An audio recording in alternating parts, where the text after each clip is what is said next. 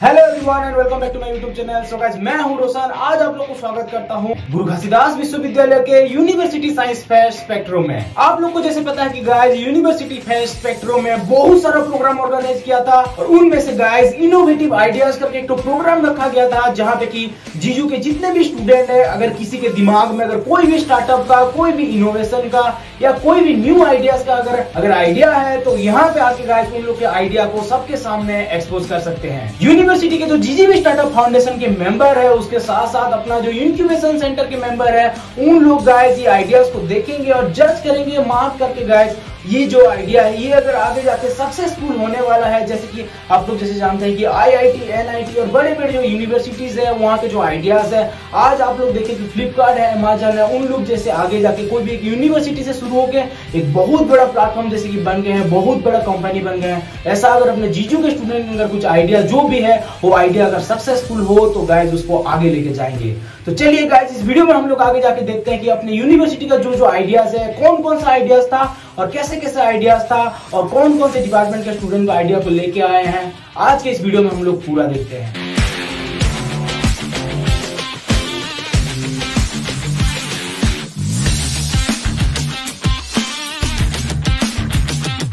चीजें जिनका आपको ध्यान रखना है, क्योंकि ऐसा हमको लग रहा है कि शायद आप पहली बार इस तरीके का प्रेजेंटेशन देने जा रहे हैं। तो जो बातों पर हम ध्यान रखेंगे वो थोड़ा सा मैं बता देता हूँ। पहला तो ये कि 100 मार्क्स में से मार्किंग होगी, ठीक है। दूसरा ये है कि आपका आइडिया कितना इनोवेटिव है, कितना यूनिक है। मैं अगर ये प्रेजेंटेशन दे रहा हूँ तो आप सभी के लिए है, ठीक है। आप सबको ये प्रेजेंटेशन से बहुत कुछ फायदा होगा। तो मैं बस ये 5 मिनट का समय लूंगा। आप सबका जो पीछे तक जो बैठे हैं ना, सब मेरी बात को सुनना। जो मैं अंचो बस्तर का लगा के रखा हूँ, मैं प्रॉपरली बस्तर से बिलोंग करता हूँ, नारायणपुर से। तो जो चीज मेरे दिमाग में है वही इनोवेटिव आइडिया मैं अपने प्रेजेंटेशन से आप तक मतलब पहुंचाऊंगा। मैं चाहूंगा कि आप सभी रिस्पॉन्स करें, ठीक है। टीचर से लेकर स्टूडेंट जितने लोग हैं। मेरा आइडिया है बस्तर इको टूरिज्म। मैं एज अ स्टूडेंट जो अभी तक मतलब जो अपने आप को फील किया हूँ, बस्तर इको टूरिज्म। बस्तर कितने लोग विजिट किए? बस्तर कितने लोग विजिट किए? बहुत कम लोग। और बस्तर का नाम सुनते हैं कितने लोगों को ऐसा लगता है कि मुझे बस्तर जाना है घूमने और जा नहीं पा रहा? काफी लोग हैं। कोई रीजन हो सकता है वो आप लोग की स्टे का दिक्कत हो, बजट ज्यादा हो जा रहा हो, बहुत सारी दिक्कत है। तो मैं अब यही बोलूंगा, कम पैसों में आप अच्छी से अच्छी और सारी जगह घूम सकते हैं बस्तर में मेरे साथ, बस्तर इको टूरिज्म के तहत। तो जो आइडिया है, सबसे पहली बात, कम पैसों में सबसे ज्यादा जो फायदा होगा बस्तर इको टूरिज्म। मेरे को कुछ नहीं करना है, प्रकृति का दिया सब कुछ है। क्या है? Lake of waterfall, caves and forest, सबको पता होगा। और सबसे अच्छी बात, बस्तर की जंगल, हर कोई घूमना चाहता है बस्तर, ये सारी चीजों को देखने के लिए। यही एक जो कारण है जो पर्यटकों को लुभाता है। मतलब बस्तर लोग क्यों जाते हैं? यही सब कारणों की वजह से, वाटरफॉल्स, लेक, केव्स और जंगल। नेक्स्ट, जब आप बस्तर जाते हैं, सबसे पहले मैं इसमें तिरंदर वाटरफॉल, चित्रकूट वाटरफॉल को डाल के रखा हूं। नेक्स्ट, केव्स है बस्तर में। आपको कुटुम सर गुफा सुने होंगे आप लोग, है ना। उसके अलावा कम से कम 10 गुफा ऐसी है जो आप लोगों ने नहीं देखा हुआ, तो वो भी हम आपको दिखा सकते हैं। नेक्स्ट, ये कितने लोगों ने देखा है? ढोलकल कितने लोगों ने देखा है? कितने लोगों ने इसका वीडियो या फिर फोटोग्राफ सोशल मीडिया पे देखा है? कितने लोगों को वहां जाना है लेकिन जा नहीं पा रहे हैं? सारे लोग ना। दूसरा है कांगेरमली नेशनल पार्क, काफी लोगों ने सुना होगा। कितने लोगों ने सुना है? कितने लोग जा चुके हैं वहां सफारी करने? कोई नहीं, जाना है किसी को? नेक्स्ट, कितने लोगों ने टेम्पल, ये हेरिटेज साइट तो देख रहे हैं आप लोग? ये कितने लोगों ने देखा? जगदलपुर में किसको जाना है देखने? और दूसरा ये अपना जो दंतेश्वरी माता टेम्पल, कितने लोगों ने देखा? और कितने लोग नहीं जा पाए अभी तक और जिसको जाना है? काफी लोग हैं। नेक्स्ट, तो इतना सारा चीज होने के बावजूद सिर्फ ये इतना ही काफी नहीं है, मतलब इतना ही सारा चीज नहीं है, बहुत सारे और भी हेरिटेज साइट है, और भी टेम्पल्स है, और भी जंगल है, और भी केव्स है, बहुत सारी चीजें जो आप लोगों ने अब तक एक्सप्लोर किया नहीं है। बस्तर अनटच्ड है, वो पॉसिबल सिर्फ और सिर्फ बस्तर इको टूरिज्म के थ्रू हो सकता है। ऐसा टूरिस्ट अगर आप घूमने जा रहे हैं बस्तर तो आप क्या एंजॉय कर सकते हैं। Next, home stay. Home stay का मतलब है जैसे मैं गांव से आया हूँ, मेरे घर में जो मेरे बस्तर में जो खाना खाते हैं, जो मेरा कल्चर है, जो मेरी जो रहन सहन है, सारा चीज मैं होम स्टे के थ्रू, अगर आप आ रहे हैं एज ए टूरिस्ट तो आप मेरे घर में रुकिए, मेरा हर चीज देखिए, मतलब रहन सहन में क्या काम काम करता हूँ, होम स्टे के थ्रू वो पॉसिबल है। नेक्स्ट है कैंपिंग। कैंपिंग कितने लोगों को पसंद है? नाइट कैंपिंग कितने लोगों ने किया? कितने लोग नहीं कर पाए? काफी लोग होंगे। नेक्स्ट, बस्तर का जो खाना है, चकोड़ा चटनी तो आप सब लोगों ने सुना होगा, मडिया पे सुना होगा, वहाँ बहुत सारे जो खाना जो आप लोग लोकल फूड है बस्तर का, कई लोगों ने खाया होगा, कई लोगों ने नहीं खाया। बॉन्ड फायर है, रात में मस्त कैंप लगा है, आप लोगों ने देखा होगा, बॉन्ड फायर चल रहा होगा। नेक्स्ट, कल्चर, बस्तर का कल्चर जो सबसे ज्यादा फेमस है, सिर्फ मैंने यहाँ एक फोटो डाला है, इसके अलावा देवता आप लोगों ने सुना होगा, जो देवता मड़ई मेला और जितने भी कल्चर है सारा चीज आप उसमें एक्सप्लोर कर सकते हैं। अगला है जिप्सी सफारी। कांगेरवैली नेशनल पार्क में आप जिप्सी सफारी कर सकते हैं। जिप्सी सफारी में आप जंगल घूम सकते हैं, गुफा जा सकते हैं। नेक्स्ट, हिल मैना। हमारी जो हिल मैना है सिर्फ और सिर्फ बस्तर में मिलती है, और सिर्फ आपको सिर्फ कांगेरवैली नेशनल पार्क जिप्सी सफारी में देखने को ही मिलेगा, और किसी को नहीं मिल सकता है। नेक्स्ट, अब मैं सबसे पहले जो मेरा मेन मोटो है, ये सारा चीज तो बस्तर आप घूम रहे हैं तो बस्तर में आपको ये सारा चीज दिखेगा, लेकिन जो मेरा मेन इनोवेटिव आइडिया है, सबको बस्तर घूमना पसंद है, हर कोई बस्तर जाना चाहता है। अगर कोई जाना भी चाहे उसके लिए या तो उसको कुछ दिक्कतें आ सकती, हो सकता है वो पैसे का हो सकता है उनको प्रॉपर आइडिया ना हो सकता है कि उनको प्रॉपर गाइड न मिलने की वजह से बस्तर नहीं घूम पा रहे हैं। तो सबसे पहला बात, अगर मैं as a Bastar eco tourism चालू कर रहा हूँ तो आप लोग पैकेज में आ सकते हैं मेरे पास। सबसे कम से कम पैकेज में मैं आपको मैक्सिमम चीजें करवा सकता हूँ, तो इससे मुझे इनकम जनरेट हो सकता है। Next, source of employment. आप लोग कई लोग वीडियोग्राफी करते हैं, कई लोग डिजाइनिंग करते हैं, और जो वहाँ के विलेजर्स हैं, बेसिकली मैं जितना भी कल्चर की बात किया, होम स्टे की बात किया, हर चीज वहाँ के जो विलेजर्स है, गांव वाले हैं, महिला है, पुरुष है, बच्चे हैं, सबको सोर्स ऑफ एम्प्लॉयमेंट दिलाएगा, सबको सब। होम स्टे में आप अगर किसी कोई भी आप अगर जाके किसी के घर में रुकते हैं तो आपको एक सोर्स ऑफ एम्प्लॉयमेंट देगा। उसके बाद बेसिकली अगर बस्तर है तो conservation of nature and natural resources जो कि मेन होगा। अगर वहाँ के लोग उस चीज पे इन्फ्लुएंस होंगे तभी उस चीज पे ध्यान देंगे। 5 मिनट हो गया, थैंक यू। सबसे कम पैसे में आप मुझे बस्तर घुमाएंगे तो लगभग कितना रुपए मेरे जेब से लगेगा कि मुझे बस्तर घूमने अच्छे से मिल जाएगा? अगर आप स्वयं खुद जाते हैं तो जैसे आप नहीं आपके थ्रू जाएंगे ना हम, जैसे आप स्वयं जाते हैं तो आपको लगभग, अगर आप बस्तर घूमना चाहें तो 10,000 रुपये आपका इन्वेस्टमेंट होगा, मान लीजिए। लेकिन अगर आप मेरे से जाते हैं और आप पहले से हम आपको जगह बताएं कि आप किस किस जगह से जाना चाहिए, तो हम कोशिश करेंगे कि उसको 60% में उसको कर दें। 60% मतलब आपका जो इन्वेस्टमेंट है उसका मतलब आप सोच रहे हैं जितना 60% में मैं आपको वो करवा सकता हूँ। सॉरी टू इंटरप्ट, 10 लाख में तो मैं शिमला भी घूम सकती हूँ, फिर बस्तर क्यों आऊँ मैं? वही तो खास बात है बस्तर। सर सबसे पहले मैं यही बोला, इको टूरिज्म मतलब पर्यावरण, प्रकृति का दिया हुआ सब कुछ है। लैंड्स है, वाटरफॉल्स है, फॉरेस्ट है और केव्स है, सारा चीज प्रकृति ने बनाया है सर, इसलिए इको टूरिज्म डाल दिया हूँ। मतलब बड़े बड़े स्टार्टअप किए हैं, बड़े बड़े आइडियाज पर काम किए हैं। मैं एक ना बेसिक चीज़ पे फोकस करना चाहता हूँ सर, जो है मतलब मैक्सिमम स्टूडेंट का यहाँ प्रॉब्लम रहता है जो आउट ऑफ स्टेट से आते हैं। मैं खुद आउट ऑफ स्टेट से हूँ सर, तो मैं जब यहाँ कोनी में आया था बिलासपुर में, तो हम ना एक प्रॉब्लम फेस किए थे, जैसे फूड, शेल्टर और क्लॉथेस हमारे बेसिक नीड्स थे। तो हम आते ही हमको फूड क्लॉथेस तो नॉर्मली मिल जाते हैं, पर शेल्टर ढूंढना मेन थिंग होता है। और यूनिवर्सिटी लेट से उस टाइम अलर्ट किया था रूम, तो शायद हम बाहर रूम ढूंढ रहे थे, तो हमको ना गली थोड़ा माइक पास में तो गली भटकना पड़ता था। तो रूम यहाँ नहीं मिले, वहाँ नहीं मिले, कहाँ ढूंढे।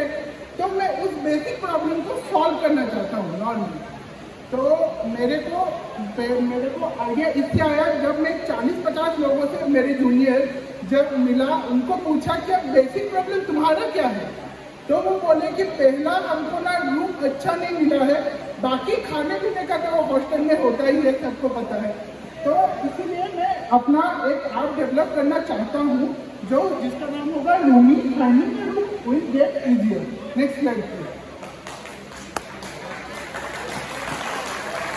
अब हम तो सब ये तो बता चुका हूँ, सब रूम ढूंढने के लिए इधर उधर हो चुके हैं और रूम ओनर बोलते हैं अरे यहाँ रूम नहीं है, वहाँ ढूंढ लो, वहाँ नहीं है, यहाँ ढूंढ लो। तो बहुत सी चीज़ें होती हैं। तो बाकी मैं इस हिसाब से इतना काम कर सकता हूँ कि मैं रूम ढूंढना ईजी कर सकता हूँ आप लोग के लिए, और उसके साथ मैं मेस का और टिफिन सर्विसेज का भी दे सकता हूँ एडवर्टाइजमेंट उसमें, जिसके हिसाब से आपको ईजी होगा कि अपना बेसिक चीज़ें ढूंढ पाए अपने होटल में।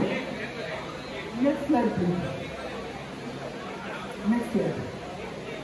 फैसिलिटी ऑफर, फैसिलिटी अब तो मैं बताया हूँ कि यही मतलब रूम ढूंढना और टिफिन सर्विसेज में सेंटर पर ढूंढना होता है।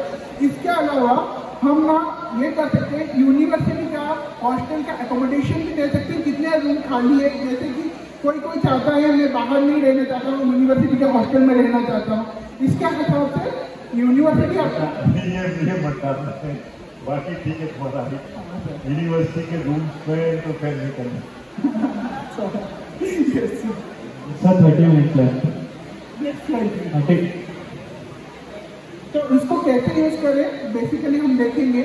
मतलब हमको ना रूम ओनर पहले रजिस्टर करेंगे, अपना एडवर्टाइजमेंट देंगे और अपना रूम का फोटो डालेंगे, अपने रूम रेंट डालेंगे और वो क्या फैसिलिटीज हमको दे पा रहे हैं वो बताएंगे, वहाँ पे हमको देंगे, जिसके द्वारा स्टूडेंट देख कर ना उसको देख सके कि उसके बाद देख सके कि एडवर्टाइजमेंट के थ्रू से क्या क्या फैसिलिटी मिल रहा है और क्या क्या हमको ये रूम ओनर दे रहे हैं और क्या क्या रेंट चार्जेस कर रहे हैं। Next slide. और ये एग्जाम्पल है, ऐसा टाइप का हो सकता है। Next slide. अब हम आते हैं रेवेन्यू जनरेट करना। तो बेसिकली मैं अभी रेवेन्यू जनरेट के ऊपर फोकस नहीं कर रहा, मैं फोकस कर रहा हूँ कि लोगों का प्रॉब्लम सॉल्व हो सके। रेवेन्यू जनरेट करने के लिए CPM है, CPV है और बहुत सारे आर्ट जनरेशन का है और बहुत कुछ चीज़ें ना यूज करके ना हम में Nitin and Ghanshyam Tilakwar, we both are from biotechnology department. तो बेसिकली आज का जो हमारा मॉडल है वो बायोटेक्नोलॉजी पे बेस्ड है, साइंस पे बेस्ड है। एक किसी भी मॉडल को बताने के लिए, एक इनोवेटिव मॉडल को बताने के लिए सबसे पहला चीज जो चाहिए उसमें प्रॉपर आइडिएशन होना चाहिए, देन उससे बड़ा प्रॉब्लम सॉल्व होना चाहिए, उसके बाद क्या होना चाहिए, एक डायरेक्ट एम्प्लॉयमेंट जनरेट होना चाहिए। लास्ट में बात करते हैं उनके फ्यूचर एस्पेक्ट की। तो इन पॉइंट्स के साथ मैं अपने मॉडल को प्रेजेंट करता हूँ। तो सबसे पहले अगर हम अपने मॉडल की बात करते हैं तो हमारे मॉडल का नाम है माइक्रोस्टॉक। बेसिकली हम काम कर रहे हैं माइक्रोस्टॉक पे, मतलब वो क्या करता है कि कल्चर मीडिया की कंजर्वेशन को अवेलेबल करता है। प्लीज नेक्स्ट करिएगा। तो हम इन टॉपिक पे काम करते हैं। फर्स्ट ऑफ ऑल क्या माइक्रो ऑर्गेनिज्म के कल्चर में कैसे उनको मेंटेन कर सकते हैं, दूसरा होता है हम उनके कलेक्शन पे, थर्ड हम उसका डिपॉजिटरी बनाते हैं। अगर कोई पर्सन है, कोई रिसर्चर है या कोई इंडस्ट्री है या कोई भी यूनिवर्सिटी है सेंट्रल या फिर स्टेट यूनिवर्सिटी, अगर वो अपना डिपॉजिटरी बनाना चाहती है तो हम उनको डिपॉजिटरी का जो सर्विस है वो प्रोवाइड करते हैं। इसके अलावा माइक्रो ऑर्गेनिज्म का अगर कोई आइडेंटिफिकेशन कराना चाहता है वो सर्विस हम प्रोवाइड करते हैं बेसिकली। और हमारा 5th पॉइंट जो है वर्कशॉप और विजिट। बहुत सारी चीजें हैं जो हमारे स्टूडेंट्स को मालूम नहीं होता माइक्रो ऑर्गेनिज्म के बारे में, कि कौन से माइक्रो ऑर्गेनिज्म अच्छे होते हैं, कौन से बुरे होते हैं और कौन से हमारे लिए हार्मफुल होते हैं, कौन से बेनिफिशियल होते हैं। तो ये वर्कशॉप और विजिट के थ्रू हम ये चीजें प्रोवाइड करने वाले हैं। Please next. अगर हम बात करते हैं इसके फ्यूचर एस्पेक्ट की तो जरा ध्यान से देखें तो इस मॉडल से समझ सकते हैं 2015 में इसकी डिमांड क्या थी, 16 में क्या डिमांड थी और अभी क्या डिमांड है। अगर डेटा में जाते हैं तो ध्यान से देखेंगे जो 1893 मिलियन का जो मार्केट में अभी वो बन चुका है 2021 में, अगर 2018 से उसका कंपैरिजन करते हैं तो जस्ट डबल हो गया। और आने वाले टाइम में 2030 तक अगर बात करते हैं तो ये जो मॉडल है लगभग टच कर लेगा हमारे 2.2 बिलियन तक। तो अगर स्कोप देखते हैं तो काफी बड़ा है और इसमें इन्वेस्टमेंट करके एक अच्छा बिजनेस बनाया जा सकता है। प्लीज कुछ सैलिएंट पॉइंट बताएं कि आपके इस आइडिया में क्या है, मेन पॉइंट क्या है, why this incubation should be accepted. Sir हम लोग मेनली 3-4 सर्विस को एक जगह लेके आ रहे हैं। जैसे कि हम लोग माइक्रो ऑर्गेनिज्म सेंसर सेलेक्ट करते हैं। आपका कहना है कि एस्टिमेटेड कॉस्ट आपकी लगभग 40 से 50 लाख है, और फिर उस कॉस्ट के साथ आप जा रहे हैं, जब कस्टमर टारगेट करते हैं तो you are going for tie up with the universities, industries and such organisation who can avail this service. Now why don't you go for tie up with the universities immediately and get their infrastructure to provide the service? Instead technology, where I am presenting my innovative idea. हम अपनी life में एक बहुत important चीज़ है जिसको use करते हैं और सभी यूज़ करते हैं, और वो बहुत ही हार्मफुल है एनवायरनमेंट के लिए, हमारे लिए, ओवरऑल सारे इकोसिस्टम के लिए। उसे बोलते हैं प्लास्टिक। प्लास्टिक्स बनते हैं फॉसिल फ्यूल से। प्लास्टिक केवल जब हैंडमेड बन के आते हैं हमारे हाथ में, तब वो कुछ देर के लिए यूजफुल होते हैं, उसके बाद वो सिर्फ क्योस क्रिएट करते हैं। धरती पे जहाँ पे इंसान नहीं पहुँच पाया है, प्लास्टिक वहाँ तक के पहुँच गया है, चाहे वो बॉटम ऑफ द अर्थ हो, चाहे वो स्पेस हो, है ना। तो I am presenting you technique to degrade plastic. Degrade plastic in the sense कि हम प्लास्टिक को कैसे डिग्रेड कर सकते हैं with the help of bacteria, physical method and chemical method. चलिए स्लाइड पे। तो here is the problem. Plastic जो है वो हम डिग्रेड ऐसे नहीं कर सकते, मतलब प्लास्टिक को डिग्रेड होने में थाउजेंड्स ऑफ ईयर्स लगते हैं। हाँ, तो सबसे पहले ये तो प्रॉब्लम है। उसका सॉल्यूशन क्या है कि हम उसको फिजिकली चर्निंग करके सारे प्लास्टिक टाइप्स ऑफ प्लास्टिक को हम एक साथ ला के इसको माइक्रो प्लास्टिक्स में कन्वर्ट कर सकते हैं, मतलब चेंज कर सकते हैं, है ना। और हम इस पे रिसर्च कर रहे हैं बायोलॉजिकली जो बैक्टीरिया है उन पे, कि कुछ टाइप के बैक्टीरिया होते हैं जो प्लास्टिक को डिग्रेड कर सकते हैं। They can not degrade plastic fully, मतलब पूरा डिग्रेड नहीं कर सकते, लेकिन वो अप टू सम लेवल वो प्लास्टिक को डिग्रेड करके मेटाबोलाइज करके एज अ कार्बन सोर्स वो अपने एज अ फूड में इंटेक करते हैं। तो हम उनका यूज़ कर सकते हैं और उनकी एफिशिएंसी बढ़ा सकते हैं, जैसे कि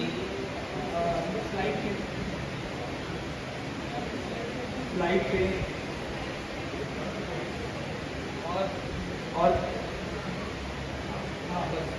हाँ, ये जैसे कि ये सुडोमोनास का एक बैक्टीरिया है जो कि प्लास्टिक की को डिग्रेड कर सकता है और उसकी एफिशिएंसी 18% है। तो with the use of bioinformatics और biotechnology we can increase their efficiency. और हियर एक और बैक्टीरिया है जो कि हाइड्रोलाइसिस ऑफ न्यूक्लियस नाम के एंजाइम्स को सीक्रेट करके प्लास्टिक को डिग्रेड करता है। देन MFPDA नाम का जो एंजाइम है वो हेल्प करता है इन लोगों को डिग्रेड करने में। और ये पॉलीएथिलीन टेरापेथेलेट नाम का एक प्लास्टिक है जो कि सबसे ज़्यादा यूज होता है। ओवरऑल प्लास्टिक में सबसे ज़्यादा क्वांटिटी हमारे अर्थ में इसी की है जो इसे डिग्रेड करता है।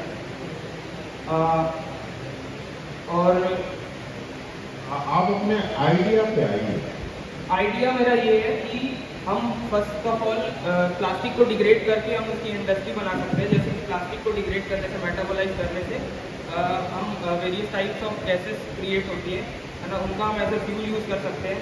और प्लास्टिक को जैसे बैक्टीरिया मेटाबोलाइज करते हैं, कुछ टाइप के फंगस होते हैं प्लास्टिक को डिग्रेड करने वाले, कुछ टाइप के फंगस होते हैं जिनको हम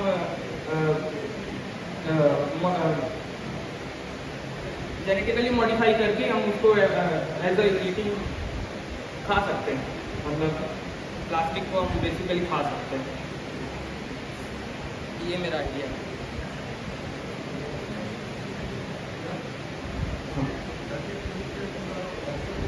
plastic as a food, plastic as a food नहीं, प्लास्टिक जब ब्रेक हो जाएगा, जब फंगस से ऑलरेडी डाइजेस्ट कर चुका होगा तो हम फंगस को इनटेक करेंगे, तो वो प्लास्टिक नहीं होगा लेकिन प्लास्टिक डिग्रेड हो चुका होगा। अच्छा, if I ask you that this pitching of the model is not really ready, so there are certain basic necessities for any pitcher to pitch an idea, that it must be crossing the translational stage. If it is within the translational stage, it is not ready for pre-incubation. So it seems this is so-called allegation to the pitcher that your model is not yet ready for translation.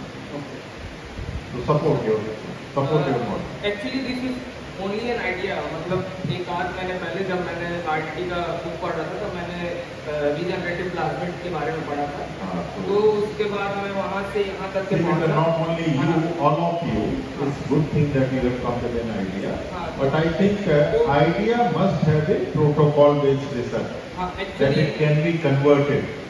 How will be the vessel? What will be the form of fungi? What are the chemicals to speed up the process? Degradation का rate क्या होगा, degradation का by product क्या होगा, how those by products को हम convert करेंगे, what are the technical input, ये टेक्नोलॉजी तैयार होगी तभी तो वो इंक्यूबेशन होगा। एक्चुअली उसका कुछ दिख नहीं रहा है, रिसर्चेस चल रहे हैं, जैसे कि हमारे डिपार्टमेंट में भी कुछ बैक्टीरिया किया। Here we are presenting natural ambience, our team it's based on bamboo based products. So basically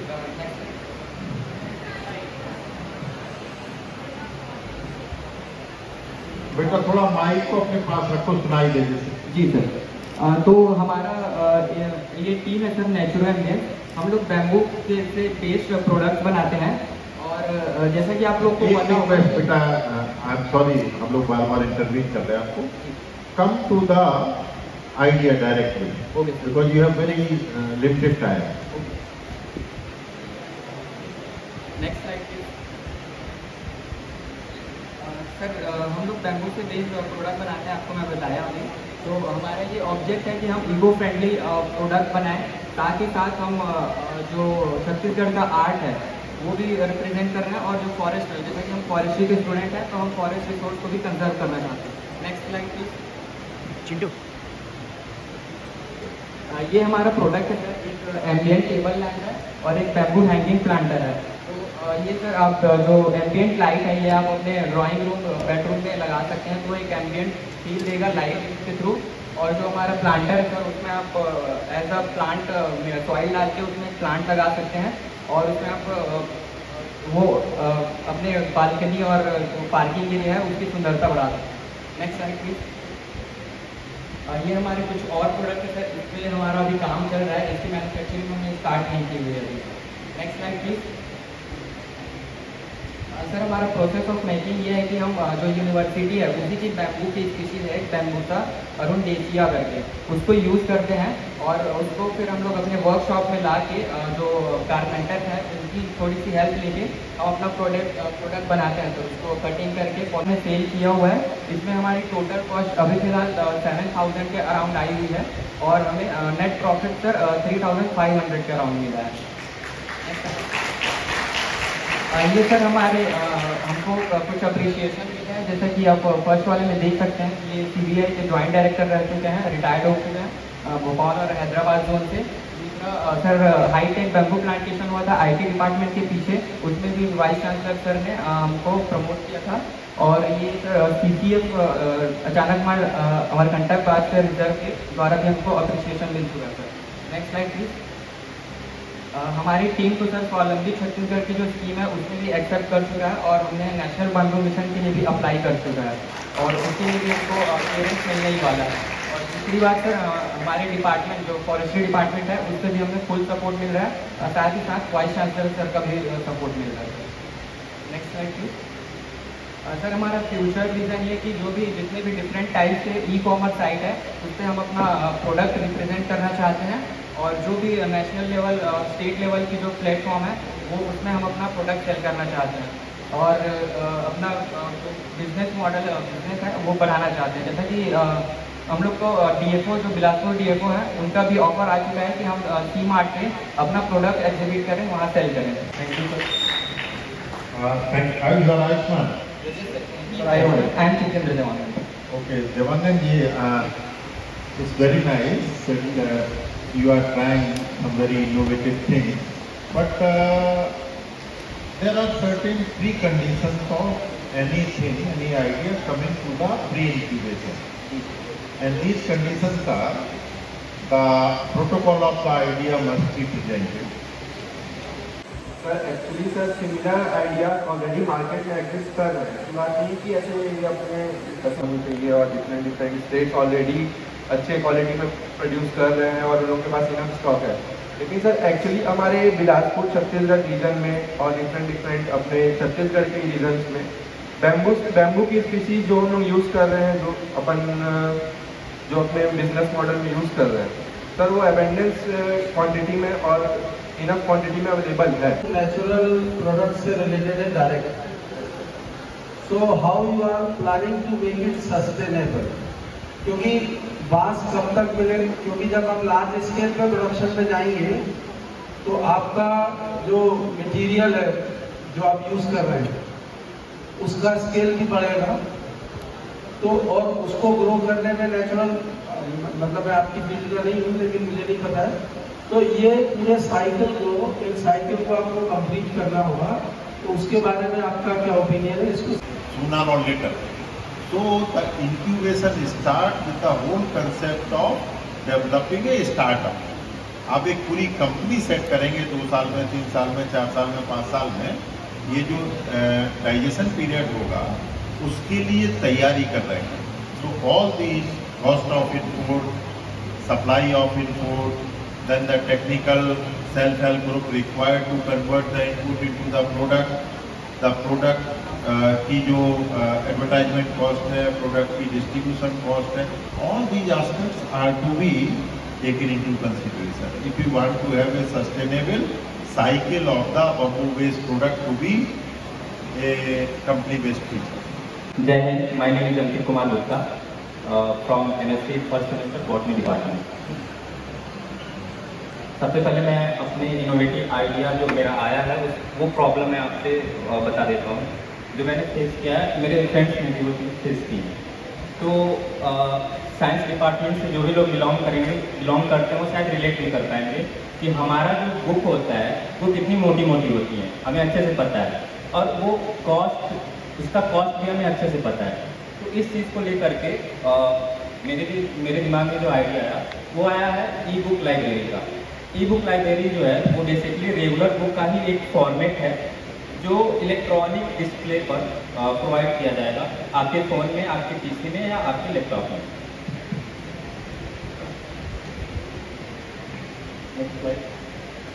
जैसा मैंने इंट्रोडक्शन में बताया कि इसका फॉर्मेट ई बुक बेसिकली फॉर्म है हार्ड बुक का ही इलेक्ट्रॉनिक फॉर्मेट।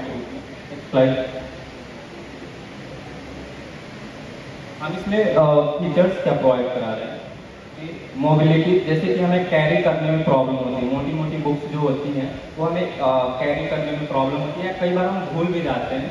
तो अगर हमारे फ़ोन में या हमारे पीसी में अगर वो PDF फॉर्म में है तो हम इजीली कहीं भी कितना भी पेज का बुक को हम इजीली कैरी कर सकते हैं।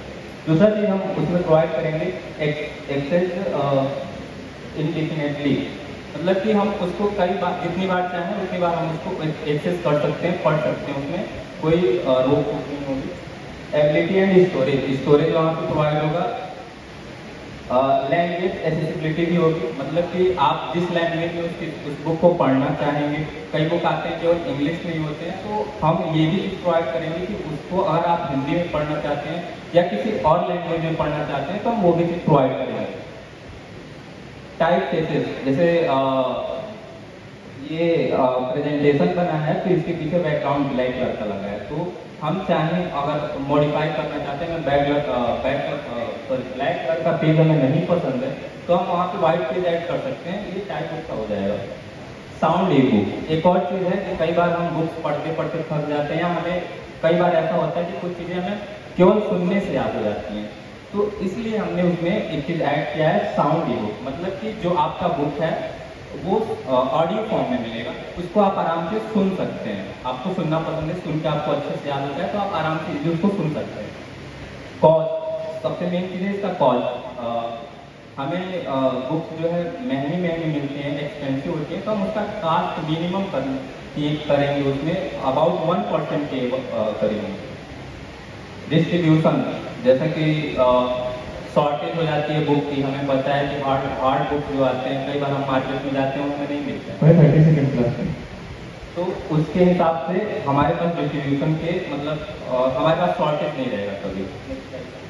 हाँ, एक और चीज़ है इन्वायरमेंटल कंसर्न, ये थोड़ा इको फ्रेंडली भी होगा। पेजेस हमें पता है प्लांट से बनते हैं, तो हमारे पास ये डिजिटल फॉर्म में होगा तो पेज हम कम ले सकते हैं। जितने फीचर आप बता रहे हैं वो सारे फीचर उसमें हैं, ठीक सर। इसमें मैं एक और चीज़ जो एक मिनट पहले जवाब दो, why you are not member of national digital library. इसका मतलब है कि इसके फीचर्स को, आइडिया अच्छा है आपका, लेकिन इस आइडिया को आप ज़्यादा बेहतर तरीके से इम्प्लीमेंट कर पाएंगे अगर आप थोड़ा NDL को सर्च करें। सर ये एक चीज़ दूसरा क्वेश्चन है, विश्वविद्यालय में कितनी ई बुक्स हैं? सर वेबसाइट पे मैंने चेक किया है, लाइब्रेरी में नहीं चेक किया था। वेबसाइट पे इसका मतलब है कि अपने आइडिया को आपने इंक्यूबेशन के पहले ट्रांसलेट नहीं किया। This is the first weakness of the model. You have not explored the translational part of this idea कि कितना इफेक्टिव है, जिसमें उन्होंने लगभग 5.5 लाख बुक्स फ्रीली रखी है, including the facility of transforming the book from English to any of the 8 languages they have provided, including Tamil, Telugu, Kannada, Bangla, Hindi and Malayalam. Library उसका मैं अभी मेंबर रहा हूँ और हूँ भी, तो मेरा सवाल ये है कि उसमें भी सारी बुक्स नहीं मिलती हैं। जैसे कि यहाँ पे हमारे यूनिवर्सिटी की कई सारे प्रोफेसर हैं, उनकी खुद की लिखी हुई बुक नहीं है वहाँ पे, तो वो क्या आपके में रहेंगे? बिल्कुल। तो एनडीएल में आप जानते होंगे कि एनडीएल में अगर कोई पब्लिश करता है अपनी बुक तो उसको सबसे मिनिमम कॉस्ट देना होता है, तो आप उससे मिनिमम करके आप अपना रेवेन्यू कैसे बना लेंगे? दूसरा क्वेश्चन ये है कि अगर ये डिजिटल है तो अभी जो सर ने आपको लास्ट में बोला कि ऑडियो, या तो ऑडियो बुक बना लीजिए या तो फिर डिजिटल बुक बना लीजिए। तो अगर ऑडियो बुक बनता है तो तब तो ठीक है, लेकिन अगर डिजिटल बुक बनता है तो जैसे अभी कुछ रिसर्च में आए हुए हैं, मैं कुछ दिन पहले पढ़ रहा था आर्टिकल, उसमें है कि आई साइड से लेके काफ़ी ज़्यादा जो अभी यंगस्टर्स में प्रॉब्लम आ रही है। तो दूसरा ये हेल्थ इशू का प्रॉब्लम था, ये कैसे सॉल्व हो पाएगा इससे? और तीसरा है कि जैसे आप ये सब्सक्रिप्शन वाला बुक है, तो मेरा नया इनोवेटिव आइडिया ये है कि मैं वेल्थ से कैसे प्रोड्यूस कर सकूँ, लोगों को काम दे सकूँ, रेवेन्यू जनरेट कर सकूँ, इसका मेरा प्लान है। तो ब्लैक गोल्ड क्या होता है? जैसे कि हम सबको पता है इंडिया एक किसान, जहाँ ज़्यादा किसान रहते हैं, जहाँ खेती ज़्यादा होता है धान का, और छत्तीसगढ़ 7th रैंक में आता है। मैं उड़ीसा से बिलोंग करता हूँ, मेरा उड़ीसा भी आता है धान के, ठीक है। तो जैसे कि हम लोग राइस को अगर राइस मिल में यूज करेंगे तो वो हस्क देता है, हस्क मतलब भूसा होता है, भूसा को हम डायरेक्ट बर्न करेंगे, राइस मिल में भी बर्न होता है। अगर हम भी बर्न करेंगे तो सीजी का कंटेंट ज़्यादा रहता है, 87% राइस में सीजी का रहता है। और हमें पता है कि मैंने रिसर्च पढ़ा, मुझे ये पता चला कि सीजी का जो होता है वो कांच की प्रोडक्शन में, स्टील में इंसुलेटर का यूज होता है, जो कि बहुत कष्ट है। एज माइका, अभी के प्रोडक्शन में माइका ज़्यादा यूज होता है इंसुलेटर के तरह, स्टील कंपनी में, तो उसका कष्ट ज़्यादा है। नेक्स्ट लग रही बनिए ना करो, देखिए जैसे सिलिकॉन कंटेंट यहाँ पे 80% एवरेज में पाया जाता है, जैसे राइस में उसी से अगर आप ट्वीट में देखें तो 60 to 65% पाया जाएगा सिलिकॉन कंटेंट। नेक्स्ट, ठीक है, मैं फर्स्ट क्वेश्चन करता हूँ कि माइका जो है अगर हम टू रिप्रोडक्शन करेंगे लेके 306 रुपये पड़ता है, प्रोसेसिंग करेंगे उसको, फिर ट्रांसपोर्टेशन लगेंगे, जीएसटी वगैरह टोटल मिला के 421 अप्रोक्सीमेटली कैलकुलेशन है मेरा, इतना लगता है। जब मैं राइस का कैलकुलेशन करता हूँ तो राइस का जो बस करता है वो अप्रोक्सीमेटली 2 रुपीज़ पड़ता है, बस 2 रुपये, और उसका अगर तो processing packaging transportation total GST को मिला के 7 रुपये 8 पैसे, बस 7 रुपये 8 पैसे खर्च होता है। जो कि बहुत ज़्यादा मार्जिन में है। अगर हम माइका यूज करते हैं तो वो 21 जो लगता है हम 7 रुपये में कर पा रहे हैं। तो स्टील इंडस्ट्री को हम दे सकते हैं, ये सिलिका डायरेक्ट यूज को एज ए इंसुलेटर यूज कर सकते हैं। तो हमने ये भी देखा है कि मैंने जापान, नीदरलैंड में ये प्राइस बढ़ते जा रहे हैं, 40, 120, फिर 40, ऐसे बढ़ते जा रहे हैं। और एक व्यक्तिगत इनपुट आपको दे रहा हूँ। आज से लगभग 4 साल पहले मेरे बेटे ने कलकत्ता से एक बहुत फेमस ट्रांसपोर्ट कंपनी है अग्रवाल ट्रांसपोर्ट, उनसे अपनी एक बाइक थी, वो जो कौन सी कहलाती है 350 क्लासिक रॉयल एनफील्ड, लगभग 1.5-2 लाख की वो बाइक होती, उसके साथ सामान ट्रांसपोर्ट में ऑनलाइन बुक कराया और वो चीटिंग हो गई उसके साथ। हम लोग 2 साल तक परेशान रहे, FIR करके उसको पकड़ा उस गैंग को, और एज यूजुअल उनका कन्विक्शन हुआ, but you can not get your things back. तो one of the input that I want to give, no one wants to get any transport good book online. इसका कोई We are from the Department of Pure and Applied Physics and आप लोगों को काफ़ी जगह देखने को मिली होगी जब प्रॉब्लम्स आती हैं कि आप अगर कहीं आए हैं अपने ऑफिस में या तो अपने स्कूल पे कहीं पर भी, तो अगर आप लोगों का कभी कुछ इंपॉर्टेंट डॉक्यूमेंट हो गया या तो फिर आप लोगों का कुछ टिफिन रह गया घर पे ही, तो उस वक्त हमें कहीं पर कुछ डिलीवरी के ऑप्शंस नहीं मिलते हैं। तो इसी प्रॉब्लम को हम लोग सॉर्ट आउट करने के लिए लेके आए हैं फ्लेक्सी ट्रांसपोर्ट सर्विसेज, जो कि आप लोगों को एक गुड्स ट्रांसपोर्ट कराएगी और एक हम मीडियम प्रोवाइड कराएंगे ट्रांसपोर्टर्स को कि एक वेबसाइट के थ्रू वो गुड्स ट्रांसपोर्ट कर सकें। This next slide. तो are you facing problem to finding a good transporter, जैसे कि बहुत जगह होती है कि हम लोग को कुछ बढ़िया ट्रांसपोर्टर्स नहीं मिलते हैं मेन टाइम पे, तो इसी को देखते हुए हम लोगों ने एक वेबसाइट तैयार की है फ्लेक्सी ट्रांसपोर्ट करके। तो उसमें ये होगा कि मेनली कंज्यूमर जो है हमारे वेबसाइट पे आके हमारे थ्रू उनको हम ट्रांसपोर्टर प्रोवाइड कराएंगे। This next slide.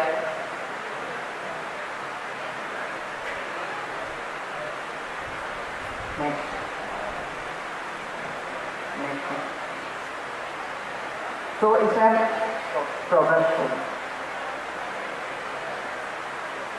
प्रॉब्लम्स ये आते हैं कि इनएफिशिएंट लॉजिस्टिक मैनेजमेंट। तो जो भी है ट्रांसपोर्ट का काम 80 to 90% अभी ट्रांसपोर्ट सब ऑफलाइन चल रहे हैं, ना कि वो ऑनलाइन प्लेटफॉर्म पे अभी नहीं है। हम लोग अभी छत्तीसगढ़ पे ही देखें तो अप्रॉक्स 10,680 जो है ट्रांसपोर्टर्स हैं हमारे छत्तीसगढ़ में, जो जिसमें से 80% जो है अभी ऑफलाइन लेवल पे हैं। तो उनको हमारा गोल ये है कि उनको हमें ऑनलाइन लेवल पर लाना है और ऑनलाइन लेवल पर लाने के बाद हमें उनको कस्टमर्स ज़्यादा से ज़्यादा हमें कस्टमर्स प्रोवाइड करा रहे हैं। तो ये जो है लोकल स्टेज पे अभी हम काम कर रहे हैं, जो कि अभी हम बिलासपुर एरिया पे ही काम करना स्टार्ट कर चुके हैं हम लोग। तो यही है। और फिर सेकेंड प्रॉब्लम्स आती है अनरिलायबल, जैसे कि आप देखते हैं कि कभी भी आप लोगों को ट्रांसपोर्ट करानी है तो एक मन में रहती है कि अरे हमारा गुड्स अच्छे से पहुँचे या कहीं कुछ जगह पे टूट फूट ना जाए, कहीं वो ट्रांसपोर्टर लेके कहीं कुछ अगर आपका कीमती सामान है तो उसको लेकर कहीं वो कहीं चला ना जाए, ऐसा करके कुछ मन में हमारे यहाँ छत्तीसगढ़ में ऐसा होता है, लोगों की सोच होती है कि कहीं कुछ खतरा ना हो। और तीसरी प्रॉब्लम्स आती है कि ट्रैफिक कंजेशन। ट्रैफिक में जैसे हमारे ये है कि मोटो कि हमारे जो है ट्रांसपोर्टर्स लोकल हम कवर करेंगे, तो आप लोगों को फास्ट एंड अफोर्डेबल रेट पे हमारी जो प्रोडक्ट्स है वो मिल जाएंगी। और फोर्थ प्रॉब्लम है लैक ऑफ कस्टमर्स। बहुत सारे ट्रांसपोर्टर्स के पास क्या होता है कि अभी लोकल मार्केट में और उनका ट्रांसपोर्ट स्टार्टअप तो खुल गया है ऑफलाइन लेवल पर, लेकिन उनको कस्टमर्स नहीं मिल रहे हैं। तो हमारे वेबसाइट के थ्रू उनको हम कस्टमर प्रोवाइड कराने का भी काम करेंगे। नेक्स्ट सोल्यूशन है हमारे fast and affordable. Fast and affordable ऐसा होगा कि जैसे कि अगर हम अपने लोकल मार्केट के साथ टाई अप कर लेते हैं लोकल ट्रांसपोर्टर्स के साथ, तो अगर किसी को अपना कुछ भी, जैसे मैंने एक एग्जांपल दिया, नोट्स हो गया या तो फिर टिफिन हो गया, तो आप लोगों को डिलीवर कराएंगे एक लोकल नियर बाई प्लेसेस पे, तो वो इजीली हमारा जो ट्रांसपोर्टर रहेगा वो आपके गुड्स को ट्रांसपोर्ट कर देगा। सर हमारा डिजाइनिंग ऑर्डर पे ये आइडिया हुआ जैसे कि एक ट्रांसपोर्टर है और एक कंज्यूमर, तो हम लोग उसको एक प्लेटफॉर्म प्रोवाइड कराएंगे। तो उसमें हमारा क्या रहेगा रोल कि जैसे हमारा 10% का कमीशन है, तो हम कमीशन बेसिस पे वर्क करेंगे। सारे ट्रांसपोर्टर्स को एक प्लेटफॉर्म पे लाना चाहते हैं? Yes sir. मान लीजिए आपका कोई ट्रांसपोर्टर कस्टमर से कनेक्ट होता है and the customer is taking their details, तो आपको रिपीट ऑर्डर्स नहीं आएंगे, आपका बिजनेस ऐसे ही बंद हो जाएगा। Have you ever thought about this? Yes. तो रिपीट कस्टमर्स लाने के लिए और उसको रिपीट करने के लिए आपका प्रोसेस क्या है, इसके ऊपर सोचिए, पहला पॉइंट। दूसरा हो गया, आप टेक बैकग्राउंड के लिए क्या सोचे हो? सर टेक बैकग्राउंड के लिए हमने अभी ऐप डेवलपमेंट की भी सोची है और मार्केटिंग का भी प्लानिंग किया है सर। और हम इस पे अभी ये वेबसाइट थोड़ी सी बूस्ट हो जाए सर, तो हम नहीं, मेरा क्वेश्चन उस पर नहीं था। बेसिकली सबसे बड़ी जो प्रॉब्लम है वो लॉजिस्टिक्स में है। Yes sir. कहाँ से पिकअप, कहाँ पे ड्रॉप? सर हमारे वेबसाइट पे ये सब अवेलेबल है सर, जैसे कि किस पिन कोड से डिलीवर करवाना है, मतलब मूवी को डाटा हो गया, logistic network. Gig economy workers आपको पता होगा, जो जोमेटो स्विगी वेबसाइट है, आप उनसे भी डायरेक्ट कॉन्टैक्ट कर सकते हो। अगर आपको लोकल डिलीवरी देनी है in particular local region, you can contact them. They will charge less because they have to travel in the city for a long period of time. वो चीज़ इंट्रोड्यूस कर सकते हैं हम लोग अगर it's feasible for you guys. ये sir हमने इस पे भी सोची है काम, और हम गिग इकोनॉमिक्स वाले जो वर्कर्स हैं, छोटे वर्कर्स हैं सर, उनको भी हम लोग कोलैब करके उनके साथ भी हम सोचे हैं सर कि जैसे लोकल ट्रांसपोर्ट करानी है सर, टिफिन हो गया या तो आसपास के छोटे मोटे डिलीवरी जैसे। Thank you. A very nice proposal. The only thing is that make it innovative and this can be done by using a team. मुझे फिर मैं लगता हूँ, मुझे अभिजीत बैठा है पीछे, अभिजीत की शरण में जाओ। He can give you lot of advices. Go to the incubation center, make a nice app, and I think it's feasible, very feasible. Only thing, make the revenue model more clear. ये model बहुत अच्छा है। और funding की रही बात, तो आप इंक्यूबेशन सेंटर आइए, हम आपको ये फंडर सर्च कर लेंगे, इसमें आपको इंक्यूबेशन सेंटर छोड़ के देता है। आप लोगों के आइडिया का इंक्यूबेशन स्टेज तक ले जाएंगे, फंडिंग की व्यवस्था कराएंगे, और जो भी स्टार्टअप में कन्वर्ट करने के लिए जरूरी स्टेप्स होते हैं वो हम सब कराएंगे। ये विश्वविद्यालय की तरफ से मैं डायरेक्टर रिसर्च एंड डेवलपमेंट होने के नाते आपको वादा करता हूं।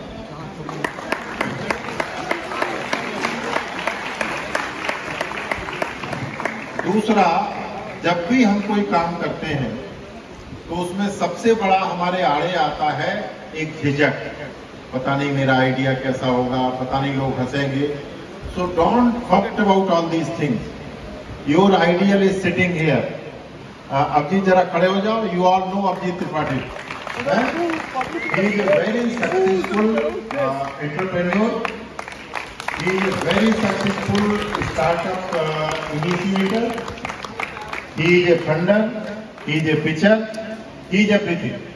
So you have already an icon in your university, and there are many more now.